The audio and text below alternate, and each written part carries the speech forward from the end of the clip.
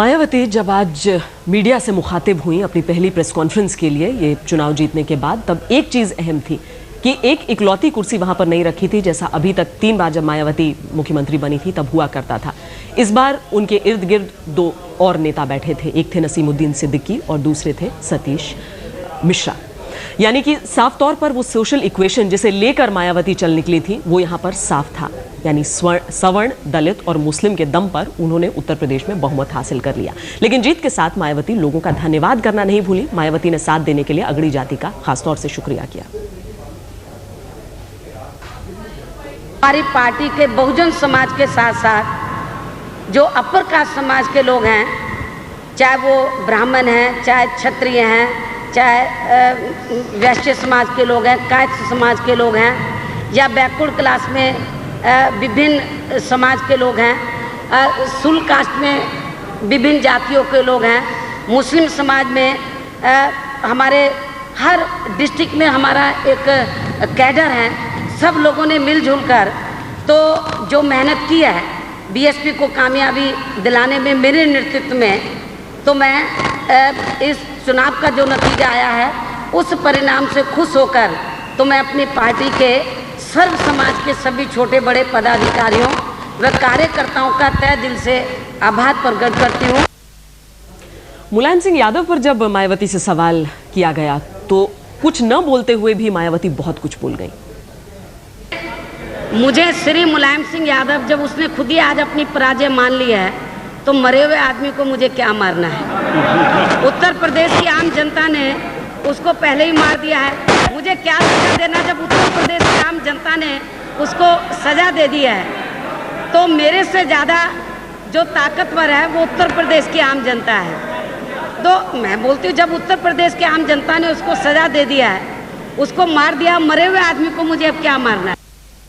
मुलायम सिंह यादव ने भी आम जनता की आवाज़ को स्वीकारा, उनके मत को स्वीकारा, लेकिन चुनाव आयोग पर ठीकरा फोड़ दिया। कहा वो बाकी पार्टियों की सुनते रहे, उनकी नहीं सुनी। मायावती ने यहाँ पर कहा कि जो स्वच्छ साफ सुथरे चुनाव हुए थे उसके लिए चुनाव आयोग का उन्होंने शुक्रिया अदा किया। दिल से, तहे दिल से चुनाव आयोग का भी आभार प्रकट करती हूँ, जिन्होंने उत्तर प्रदेश में लोकतंत्र की रक्षा की है और राज्य में निष्पक्ष चुनाव करवाने के लिए हर संभव पूरा प्रयास ही नहीं किया है, बल्कि इसके लिए हर प्रकार के उपाय भी किए हैं। इससे देश के दलित पिछड़े, इससे खास तौर से देश के जो दलित पिछड़े तथा जो दूसरे जो कमज़ोर तबके के लोग हैं, इन लोगों में लोकतंत्र के प्रति विश्वास मजबूत हुआ है। तो आज बहन मायावती का हर जगह बोलबाला है उत्तर प्रदेश के अंदर। अब बस सबको इंतजार है कि कब वो शपथ ग्रहण करेंगी। लेकिन एक शख्स ऐसा भी है, जब मायावती सरकार में नहीं थी, चुनाव से ऐन पहले उन्होंने एक फिल्म का ऐलान किया था। अभी बन रही है ये फिल्म बहन जी द ग्रेट सिस्टर। हमारे साथ मुंबई स्टूडियो से कैलाश कुमार मासूम जी मौजूद हैं, जो इस नई फिल्म के प्रोड्यूसर हैं। कैलाश जी, स्वागत है आपका आज तक में। आज जाहिर है कि आप काफ़ी खुश होंगे जो चुनाव नतीजे आए हैं उसके बाद, लेकिन ये जो फिल्म आपने बनाने की सोची एक ऐसे वक्त पर जब मायावती खुद सत्ता में नहीं थी, आखिर कौन सी चीज़ें थी उनकी शख्सियत में जो आपके लिए प्रेरणा का स्रोत बनी, आपने इस फिल्म की योजना बना डाली? जी, बहन मायावती जी जब से पहली बार मुख्यमंत्री बनी तभी से ये स्पष्ट हो गया था कि इन्होंने कितना संघर्ष किया होगा, कितने त्याग किए होंगे। तो उन सबसे सीख मिली मुझे, और सबसे जो जहाँ से मुझे प्रेरणा मिली वो बहन मायावती जी ने एक किताब लिखी है जिसका नाम है मेरे संघर्ष में जीवन एवं बहुजन मूवमेंट का सफरनामा। तो इस फिल्म में आप दिखाएंगे क्या दिखाना चाह रहे हैं? ये मायावती की जीवनी होने वाली है जी। इस फिल्म में यही दिखा रहे हैं कि एक छोटे तबके से एक महिला, जिस समाज को पहले नफरत की दृष्टि से देखा जाता था, जिस समाज से पहले घृणा की जाती थी, आज उसी समाज की महिला को, उसी समाज की एक लड़की को ऊंची जाति के लोग, नीची जाति के लोग, हर धर्म के लोग आज उनको बहन जी के नाम से पुकारते हैं और उनका नेतृत्व करते हैं। तो ये हिंदुस्तान का सबसे बड़ा परिवर्तन है मेरी नज़र में, और ये बदलाव, ये जो परिवर्तन है, यही मैं ये दुनिया को दिखाना चाहता हूँ, ताकि जो बाहर के लोग हैं, जो गरीब पिछड़े पिछड़े वर्ग के लोग हैं वो कुछ सीख लें और कुछ अपने समाज का, अपने देश का विकास कर सकें। 15 जनवरी को जब मायावती का जन्मदिन था तब आपने इस फिल्म का मुहूर्त किया था।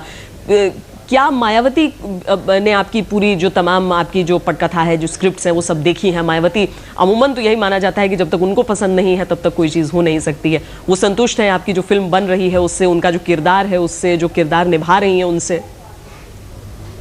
जी मैंने इस स्क्रिप्ट के बारे में जो करीबी सूत्र हैं, बहन जी के काफ़ी करीबी माने जाते हैं, मैंने उनसे बात की और मैंने अपनी स्क्रिप्ट बताई। मैं गया भी था मिलने के लिए। तो जो जिस आधार पे मैं ये फिल्म बना रहा हूँ वो आधार उन्होंने एक तरह से बहन जी ने ही तैयार किया है। वो किताब जो बहन जी ने स्वयं अपने हाथों से लिखी है, तो मैं उस किताब से कोई भी हट करके वो चीज़ नहीं लेना चाहता। और किताब में जो बातें उन्होंने अपने बारे में जो लिखी वो एक एक सच है, एक एक वाकया उसका सच है। और उस सच के आधार पर उनकी जो त्याग है, जो संघर्ष है, उन्होंने जो कार्य किए वो सब लेखा जोखा है और उसी के आधार पर मैं फिल्म बना रहा हूँ। तो मुझे पूरा भरोसा है कि बहन जी को वो बिल्कुल पसंद आएगी। जी चलिए कैलाश जी, थोड़ा कंफ्यूज जी आपसे आगे भी बातचीत जारी रखेंगे। फिलहाल वक्त हो चला है एक और ब्रेक का। ब्रेक के बाद दिखाएंगे कि जो बहन जी का किरदार निभा रही हैं उस अभिनेत्री के बारे में बात करेंगे। आप देखते रहिए आज तक।